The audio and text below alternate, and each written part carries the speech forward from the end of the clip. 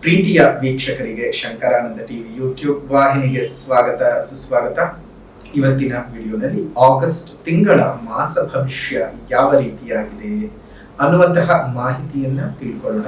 ಅದಕ್ಕಿಂತ ಮುಂಚಿತವಾಗಿ ಯಾರಾದರೂ ಶಂಕರಾನಂದ ಟಿವಿ ಯೂಟ್ಯೂಬ್ ವಾಹಿನಿಯನ್ನ ಸಬ್ಸ್ಕ್ರೈಬ್ ಮಾಡ್ಕೊಂಡಿಲ್ಲ ಅಂದ್ರೆ ಸಬ್ಸ್ಕ್ರೈಬ್ ಮಾಡ್ಕೊಳ್ಳಿ.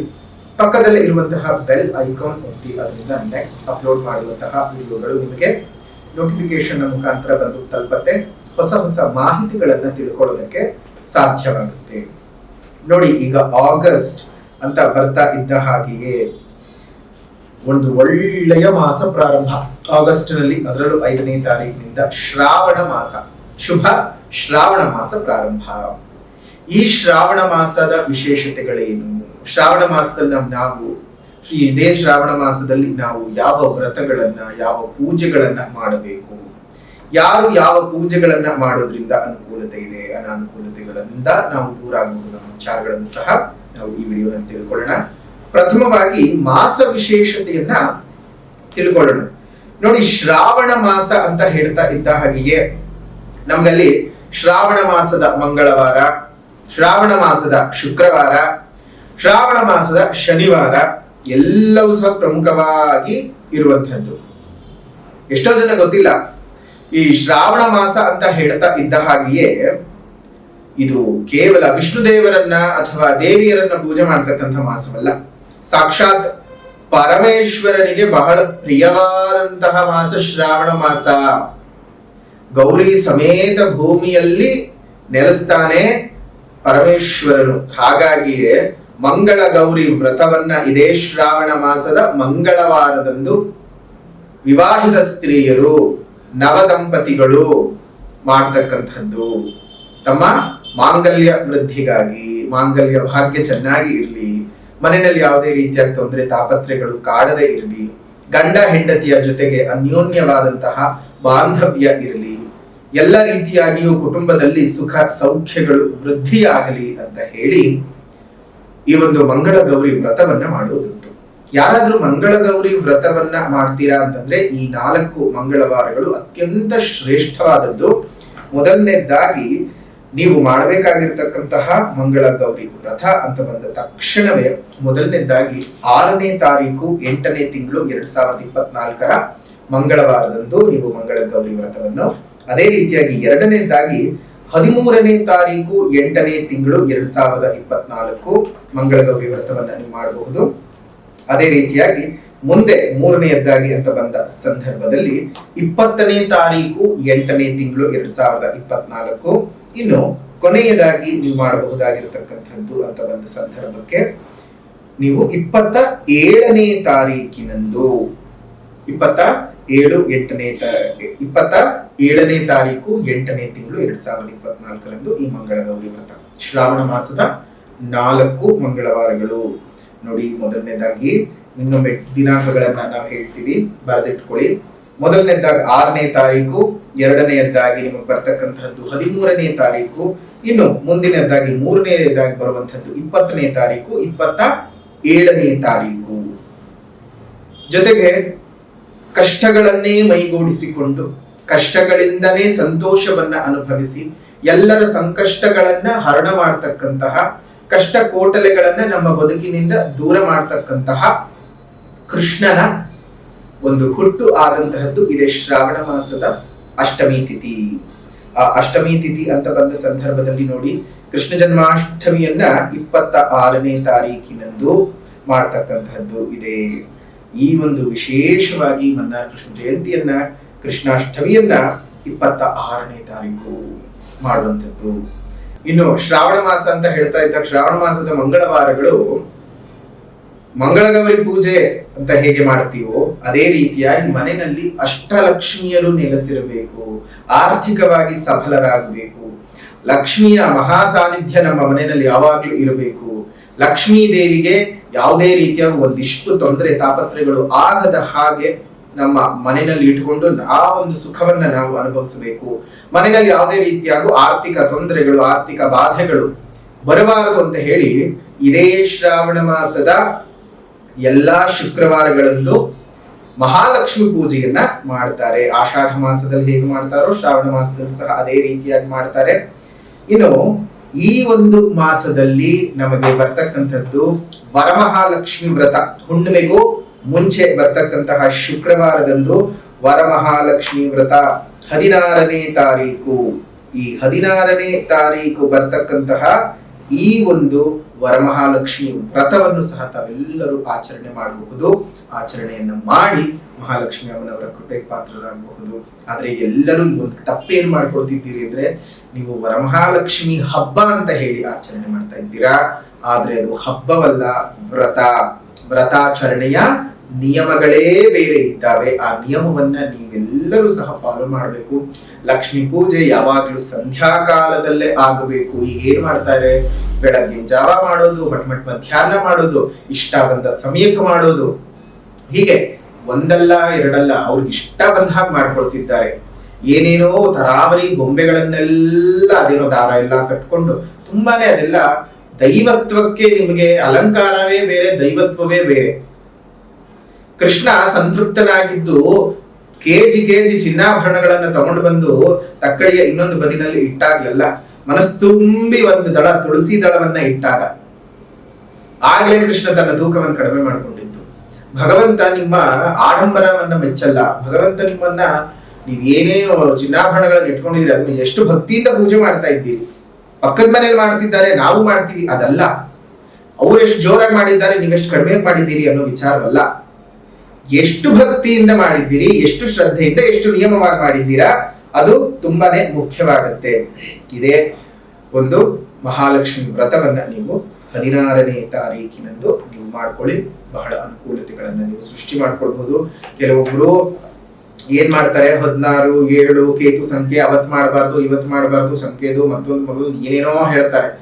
ನೋಡಿ, ಪೂರ್ವಿಕರು ಏನ್ ಹೇಳಿದ್ದಾರೋ ಅದನ್ನ ಅದೇ ರೀತಿಯಾಗಿ ಫಾಲೋ ಮಾಡಬೇಕು. ಹುಣ್ಣಿಮೆಗೂ ಹಿಂದೆ ಬರುವಂತಹ ಶುಕ್ರವಾರದ ದಿವಸವೇ ಮಾಡಬೇಕು. ಕಾರಣ ಶುಕ್ರಗ್ರಹದ ತತ್ವ, ಶುಕ್ರಗ್ರಹದ ಕಿರಣಗಳು ನೇರವಾಗಿ ಭೂಮಿಯನ್ನ ಬಹು ಸಮೀಪಿಸ್ತಾ ಇರುತ್ತೆ. ಹಾಗಾಗಿ ಅವತ್ತು ನೀವು ಮಾಡೋದ್ರಿಂದ ತುಂಬಾ ಒಳ್ಳೆಯ ಫಲಗಳನ್ನ ನೀವು ಅನುಭವಿಸಬಹುದು. ಹಾಗಾಗಿ 16ನೇ ತಾರೀಕಿನಂದು ನೀವು ವರಮಹಾಲಕ್ಷ್ಮಿ ವ್ರತವನ್ನ ಮಾಡಿಕೊಳ್ಳೋದು ಮರಿಬಾರದು. ಇನ್ನು ಶನಿವಾರಗಳು, ಶ್ರಾವಣ ಶನಿವಾರ ಅಂತ ಹೇಳ್ತಾ ಇದ್ದಾಗ ಎಲ್ಲ ತಿಮ್ಮಪ್ಪನ ದೇವಸ್ಥಾನಗಳು ಪೂರ್ಥ ಆಗೋಗ್ಬಿಟ್ಟಿರುತ್ತೆ. ಗಲ್ಲಿಯಲ್ಲಿರುವಂತಹ ತಿಮ್ಮಪ್ಪನ ಗುಡಿನೂ ಸಹ ಬಿಡಲ್ಲ, ಎಲ್ಲ ಕಡೆ ಹೋಗಿ ಬರ್ತಿರ್ತೀರಿ. ನೋಡಿ, ಇಷ್ಟು ಮಾತ್ರ ಅಲ್ಲ, ಕೇವಲ ವಿಷ್ಣು ದೇವರನ್ನ ಪೂಜೆ ಮಾಡೋದು ಮಾತ್ರ ಅಲ್ಲ, ಇದೇ ಮಾಸದಲ್ಲಿ ನೀವು ಮಾಡಬೇಕಾಗಿರ್ತಕ್ಕಂತಹದ್ದು ಈಶ್ವರನ ಪೂಜೆಯೂ ಹೌದು. ಎಷ್ಟೊಂದ್ ಜನ ಅದನ್ನೇ ಮರ್ತು ಹೋಗ್ತಾರೆ. ಈಶ್ವರನಿಗೆ ಸಂಪೂರ್ಣವಾಗಿ ತುಂಬಾ ಪ್ರಿಯಕರವಾದಂತಹ ಮಾಸ ಯಾವ್ದಪ್ಪ ಅಂತ ಹೇಳಿದ್ರೆ ಶ್ರಾವಣ ಮಾಸ, ಕಾರ್ತೀಕ ಮಾಸ. ಆ ಎರಡೂ ಮಾಸಗಳು ಅವನಿಗೆ ಬಹಳ ಪ್ರೀತವಾಗಿರ್ತಕ್ಕಂಥದ್ದು. ಆದ್ರೆ ಎಲ್ಲರೂ ಕಾರ್ತೀಕ ಮಾಸಕ್ಕೆ ಮಾತ್ರ ಹೋಗ್ತಾರೆ. ಅಯ್ಯೋ, ಈಶ್ವರ ಬರೀ ಕಾರ್ತೀಕಕ್ಕೆ ಮಾತ್ರ ಸೀಮಿತ ಅಲ್ಲಲ್ಲ. ಆ ಗೌರಿ ಸಮೇತ ಭೂಮಿಯಲ್ಲಿ ನೆಲೆಸ್ತಕ್ಕಂಥದ್ದು ಈ ಮಾಸ ಪೂರ್ತ ನೆಲೆಸಿರ್ತಾನೆ. ಈಶ್ವರನನ್ನ, ಪರಮೇಶ್ವರನ ಒಲಿಸ್ಕೊಳ್ಳೋಕೆ ಇದು ತುಂಬಾ ಸಕಾಲ. ಲಕ್ಷ್ಮೀ ದೇವಿಯನ್ನು ಸಹ ನೀವು ಒಲಿಸ್ಕೊಳ್ಬಹುದು, ಗೌರಿಯನ್ನು ಒಲಿಸ್ಕೊಳ್ಬಹುದು. ಎಷ್ಟು ಶುಭಕರವಾಗಿರ್ತಕ್ಕಂಥ ಮಾಸ ಅಲ್ವಾ? ಅದೇ ರೀತಿಯಾಗಿ ಶ್ರಾವಣ ಮಾಸ ನಮಗೆ ಶುರುವಾಗ್ತಕ್ಕಂತಹದ್ದೇ ಈ ಒಂದು ಜ್ಯೋತಿರ್ಭೀಮೇಶ್ವರ ವ್ರತದಿಂದ. ನೋಡಿ, ಅಲ್ಲಿಂದ ಪೂಜೆ ಪುನಸ್ಕಾರಗಳು ತುಂಬಾ ಪ್ರಾರಂಭ, ವ್ರತಾದಿಗಳು ಪ್ರಾರಂಭ. ನಮ್ಗೆ ನೋಡಿ, ಶ್ರಾವಣ ಮಾಸ ಎಷ್ಟು ಚೆನ್ನಾಗಿ ಒಂದಾದ ಮೇಲೆ ಒಂದು ಪಾಠಗಳನ್ನ ಹೇಳ್ಕೊಡ್ತಾ ಬರುತ್ತೆ ಅಂತಂದ್ರೆ, ಮೊದಲನೆಯದ್ದಾಗಿ ವಿವಾಹಕ್ಕೆ ಸಂಬಂಧಪಟ್ಟಂತಹ ತೊಂದರೆಗಳೇನಾದ್ರೂ ಇದ್ರೆ ಈ ಜ್ಯೋತಿರ್ಭೀಮೇಶ್ವರ ವ್ರತದಿಂದ ನಿವಾರಣೆ ಮಾಡಿಕೊಳ್ಳಬಹುದು. ಅದೇ ರೀತಿಯಾಗಿ ಗಂಡ ಹೆಂಡತಿ ಸಮಸ್ಯೆಗಳಿದ್ರೆ ಮಂಗಳಗೌರಿ ವ್ರತದಿಂದ ನಿವಾರಣೆ ಮಾಡಿಕೊಳ್ಳಬಹುದು. ಹಣಕಾಸಿನ ಸಮಸ್ಯೆ ಇದ್ರೆ ವರಮಹಾಲಕ್ಷ್ಮಿಯ ಪೂಜೆಯಿಂದ ನಿವಾರಣೆ ಮಾಡಿಕೊಳ್ಳಬಹುದು. ನಾಗ ಸಂಬಂಧಪಟ್ಟಂತಹ ದೋಷಗಳೇನಾದ್ರೂ ಇದ್ರೆ ನಾಗರ ಪಂಚಮಿ ಇದೇ ಮಾಸದಲ್ಲಿ ಬರ್ತಕ್ಕಂಥದ್ದು, ನಾಗ ಚೌತಿ ಮತ್ತು ನಾಗ ಪಂಚಮಿಗಳು. ಈ ಮಾಸದಲ್ಲಿ ನಿಮ್ಗೆ ಇಂಥ ಸಮಸ್ಯೆ ಪರಿಹಾರ ಸಿಕ್ಕೋದಿಲ್ಲ ಅನ್ನೋ ಹಾಗಿಲ್ಲ. 12 ರಾಶಿಯವರು ಸಹ ಇದನ್ನು ಸರಿಯಾಗಿ ಉಪಯೋಗ ಮಾಡಿಕೊಂಡು ಜೀವನವನ್ನ ಮುಂದುವರಿಸಿಕೊಂಡು ಹೋಗಿ ತಮ್ಮೆಲ್ಲರಿಗೂ ಸಹ ಸುಖವಾಗ್ಲಿ, ಸೌಖ್ಯ ಉಂಟಾಗ್ಲಿ, ಜೀವನದಲ್ಲಿ ಎಲ್ಲಾ ರೀತಿಯಾದಂತಹ ಏಳಿಗೆಗಳು ಸಹ ಬರಲಿ. ಇನ್ನು ಈ ಮಾಸದಲ್ಲಿ ಬದಲಾವಣೆ ಆಗ್ತಕ್ಕಂತಹ ಗ್ರಹಗಳ ಬಗ್ಗೆ ಮಾಹಿತಿಯನ್ನ ನೋಡೋದಾಯ್ತು ಅಂತ ಹೇಳಿದ್ರೆ, 17ನೇ ತಾರೀಕು 8ನೇ ತಿಂಗಳು 2024ರಂದು ಸಿಂಹ ರಾಶಿಗೆ ರವಿ ಪ್ರವೇಶ ಮಾಡ್ತಾ ಇದ್ದಾನೆ. ಇನ್ನು 22ನೇ ತಾರೀಕು 8ನೇ ತಿಂಗಳು 2024ಕ್ಕೆ ವಕ್ರೀಗತನಾದಂತಹ ಬುಧನು ಕರ್ಕಾಟಕ ರಾಶಿಗೆ ಪ್ರವೇಶ ಮಾಡ್ತಾ ಇದ್ದಾನೆ. ಇನ್ನು 24ನೇ ತಾರೀಕು 8ನೇ ತಿಂಗಳು 2024ಕ್ಕೆ ಶುಕ್ರನು ಕನ್ಯಾ ರಾಶಿಗೆ ಪ್ರವೇಶ ಮಾಡ್ತಾ ಇದ್ದಾನೆ.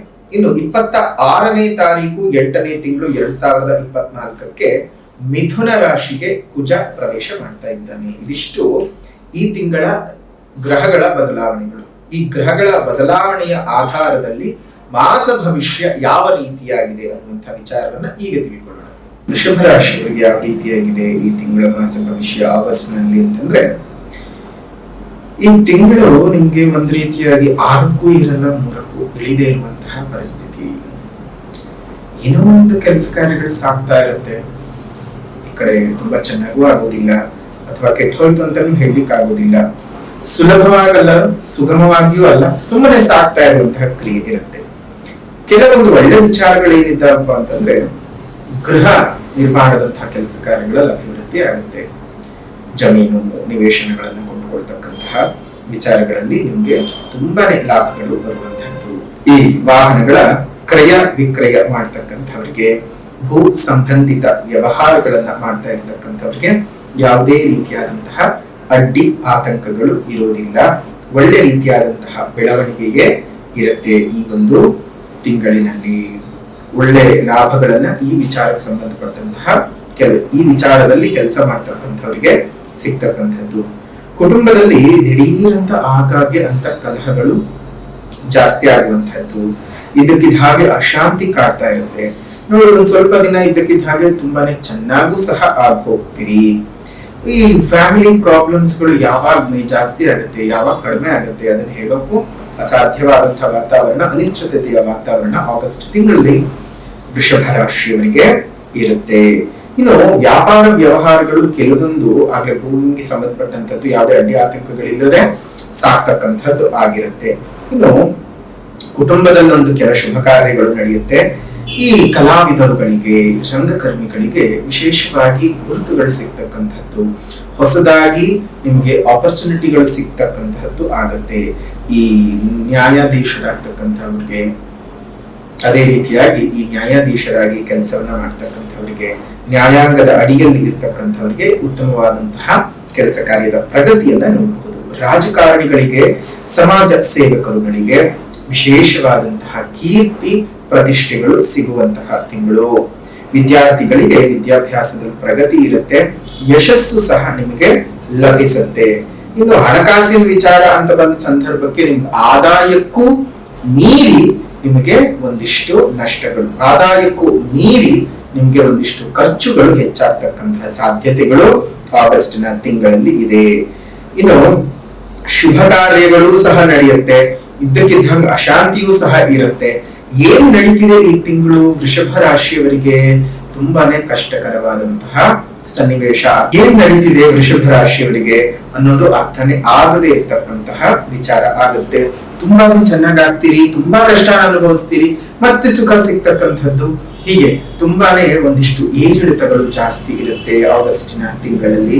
ಈ ಪ್ರತಿಭಾನ್ವಿತ ವಿದ್ಯಾರ್ಥಿಗಳಿಗೆ ಉತ್ತಮವಾದಂತಹ ಸ್ಕಾಲರ್ಶಿಪ್ಗಳು ಸಹ ಸಿಗುತ್ತೆ. ವಿದ್ಯಾಭ್ಯಾಸದ ಪ್ರಗತಿಯನ್ನು ನೋಡ್ತೀರಿ.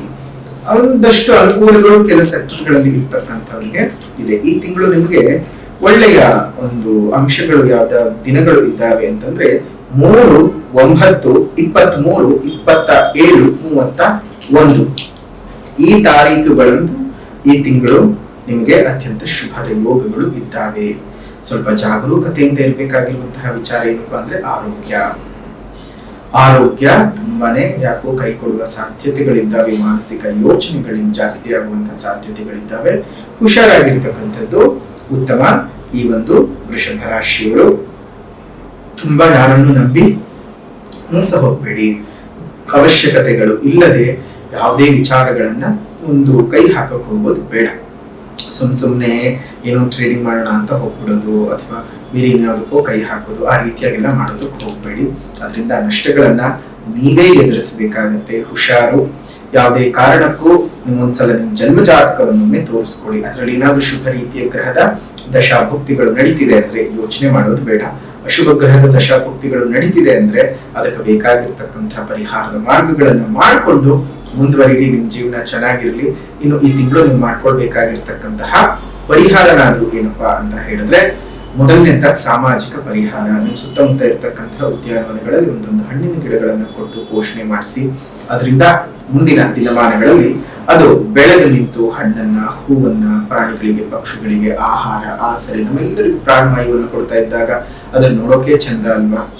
ಪ್ರಕೃತಿಯನ್ನು ಕಾಪಾಡಿದ ಹಾಗೂ ಆಯ್ತು, ಮನಸ್ಸಿಗೆ ನೆಮ್ಮದಿಯೂ ಸಿಕ್ತು. ದೇವರು ಸಹ ನಮ್ಮ ಬದುಕಿನ ಕ್ರಿಯೆಯನ್ನು ನೋಡಿಕೊಂಡು ಮೆಚ್ಚಿಕೊಳ್ತಾನೆ. ಈ ದೇವರೇ ನಮ್ಮನ್ನು ಮೆಚ್ಚಿಕೊಂಡ ನಂತರದಲ್ಲಿ ನಮ್ಗೆ ಯಾವ ಕಷ್ಟ ನಷ್ಟಗಳು ಬರೋದಿಲ್ಲ. ಸಾಧ್ಯವಾದ ಕಡೆ ಪ್ರಾಣಿಗಳಿಗೆ ನೀರನ್ನ ಇಡ್ತಾ ಬನ್ನಿ. ಅದರಿಂದ ಎಷ್ಟೋ ಪ್ರಾಣಿಗಳಿಗೆ ಅದರ ದಾಹ ಇಂಗಿದಂತಹ ಪುಣ್ಯದ ಫಲ, ದಾಹವನ್ನು ನೀಗಿಸಿದಂತಹ ಪುಣ್ಯದ ಫಲವೂ ಸಹ ನಿಮಗೆ ಸಿಗತ್ತೆ. ಶುಭವಾಗ್ಲಿ. ಇನ್ನು ಆಗಸ್ಟ್ ತಿಂಗಳಲ್ಲಿ ನೀವು ಮಾಡ್ಕೊಳ್ಬೇಕಾಗಿರ್ತಕ್ಕಂತಹ ಆಧ್ಯಾತ್ಮಿಕವಾದ ಪರಿಹಾರನಾದ್ರೂ ಏನಪ್ಪಾ ಅಂತ ಹೇಳಿದ್ರೆ, ಚಂಡಿಕಾದೇವಿಯ ಪೂಜೆಯನ್ನ ಮಾಡಿ, ಚಂಡಿಕಾದೇವಿಯ ಆರಾಧನೆಯನ್ನು ಮಾಡಿ. ಹೆಚ್ಚಿನ ಶುಭ ಫಲಗಳು ನಿಮ್ದಾಗುತ್ತೆ. ಎಲ್ಲ ರೀತಿಯಾದಂತಹ ಕೆಟ್ಟ ಫಲಗಳೇನಾದ್ರೂ ಇದ್ರೂ ಸಹ ಹೋಗುತ್ತೆ. ಒಳ್ಳೆಯದಾಗ್ಲಿ. ವೃಷಭ ರಾಶಿಯವರ ಆಗಸ್ಟ್ ತಿಂಗಳ ಮಾಸ ಭವಿಷ್ಯವನ್ನ ಇಲ್ಲಿಗೆ ಮುಕ್ತಾಯ ಮಾಡೋಣ. ವಿಡಿಯೋ ಇಷ್ಟ ಆಗಿದ್ರೆ ಲೈಕ್ ಮಾಡಿ, ಶೇರ್ ಮಾಡಿ, ಕಮೆಂಟ್ ಮಾಡಿ. ಪುನಃ ಮುಂದಿನ ವಿಡಿಯೋನಲ್ಲಿ ಭೇಟಿ ಮಾಡೋಣ. ಅಲ್ಲಿವರೆಗೂ ನಮಸ್ಕಾರ. ಲೋಕಾ ಸಮಸ್ತ ಸುಖಿನೋ ಭವಂತು, ಸಕಲ ಸನ್ಮಂಗಳಾನಿ ಭವಂತು, ಸರ್ವೇ ಜನಾಃ ಸುಖಿನೋ ಭವಂತು, ಸಮಸ್ತ ಸನ್ಮಂಗಳಾನಿ ಭವಂತು.